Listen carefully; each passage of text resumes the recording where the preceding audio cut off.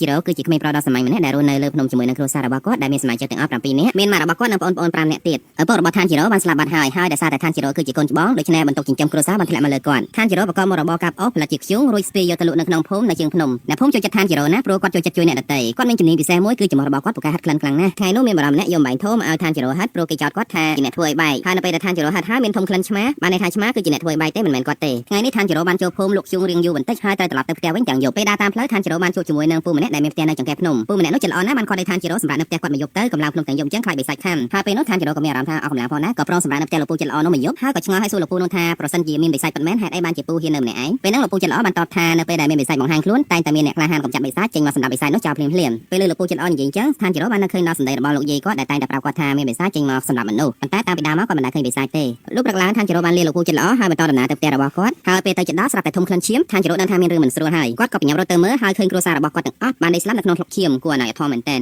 ពេលនោះឋានជីរ៉ូតក់ស្លុតខ្លាំងណាស់មិនជឿថាវាជាការពិតទេសង្ឃឹមថាវាគឺជាស្បិនអាក្រក់មួយចោះប៉ុន្តែគួរឲ្យសោកស្ដាយវាគឺជាការពិតហើយនៅពេលនោះផងដែរក្នុងចំណោមគ្រួសាររបស់គាត់ឋានជីរ៉ូបានបណ្ឌិតឃើញថាមានប្អូនស្រីរបស់គាត់ម្នាក់ឈ្មោះនេសិកូដែលខ្លួននាងនៅក្តៅអ៊ុនៗហើយនៅមានដង្ហើមគាត់ក៏បញ្ញាប់យកនាងចូលពីភ្នំទៅរកគ្រូពេទ្យនៅតាមផ្លូវនេសិកូស្រាប់តែកម្រើកហើយដោះជាគោមរួចចាស់សង្គ្រប់ឋានជីរ៉ូប្រងខានសម្លាប់ស្នាលអស់ពេលនោះឋានជីរ៉ូរហ័សបានយកដងពូថៅពូអស់របស់គាត់សោកចូលក្នុងមាត់របស់នាងហើយបានស្រែកអង្វរនាងទាំងទឹកភ្នែកកុំឲ្យធ្វើយ៉ាងនេះពេលនោះនេសិកូក៏ដឹងខ្លួនខ្លះដែរតែនាងគ្រប់គ្រងខ្លួនឯងអត់បានត្រឹមតែសម្រាប់ទឹកភ្នែកអាណិតបងប្រុសក្នុងពេលនោះដែរស្រាប់តែមានអ្នកក្លាហានកំចាត់បិសាចម្នាក់ឈ្មោះគីយូថូមីអូកាលោតចូលមកចង់សម្លាប់នេសិកូចោលតែឋានជីរ៉ូឃើញតន់ក៏អោបប្អូនស្រីក៏ចេញពីផ្លែដៃរបស់គាត់បន្ទាប់មកថូមីអូកាបានស្ទុះទៅឆក់យកនេសិកូពីដៃរបស់ឋានជីរ៉ូលឿនដូចរន្ទះពេលឃើញចឹងឋានជីរ៉ូក៏លុតជង្គង់ថ្វាយបង្គំថូមីអូកាហើយនិយាយទាំងទឹកភ្នែកសុំបោថូមីអូកាកុំឲ្យសម្លាប់នេសិកូតែថូមីអូកាអត់ព្រមដល់ពេលចឹងទៅឋានជីរ៉ូក៏សម្រុកចូលទៅការពារនេសិកូទាំងដលងមូលហើយពេលទៅដល់ក៏ត្រូវបានថូមីអូកាដាក់ម្ដងដើរស្លាប់ប៉ុន្តែពេលនោះផងដែរពុទ្ធារបស់ឋានជីរ៉ូបានហោះសំដៅមកប៊ីត្រូវក្បាលរបស់ថូមីអូកាធ្វើគាត់ភ្ញាក់ផ្អើលខ្លាំងណាស់ព្រោះគាត់មិនដឹងសោះថាឋានជីរ៉ូបានគប់ពុទ្ធាឡើងទៅលើមុននឹងសម្រុកចូលមកវាយគាត់បន្តមកទៀតនេសិកូបានយកខ្លួនមកពាំងការពារឋានជីរ៉ូដែលកំពុងតែស្លាប់ហើយក្រោយមកបន្តិចក៏ស្ទុះទៅវាយប្រហារថូមីអូកាតែក៏ត្រូវបានថូមីអូកាវាយឲ្យស្លាប់ផងដែរដោយសារតែមើលឃើញថានេសិកូដែលជាបិសាចចេះយកខ្លួនមកការពារបងប្រុសដែលជាមនុស្សថូមីអូកាក៏យល់ព្រមលើកលែងឲ្យនាងគាត់ក៏កាត់បំពង់ឫស្សីមកកង់យកមកឲ្យនាងខាំកុំឲ្យនាងរមាស់ធ្មេញចង់ខាំមនុស្សហើយប្រាំឋានជីរ៉ូឲ្យការពារនាងកុំឲ្យនាងត្រូវពន្លឺថ្ងៃ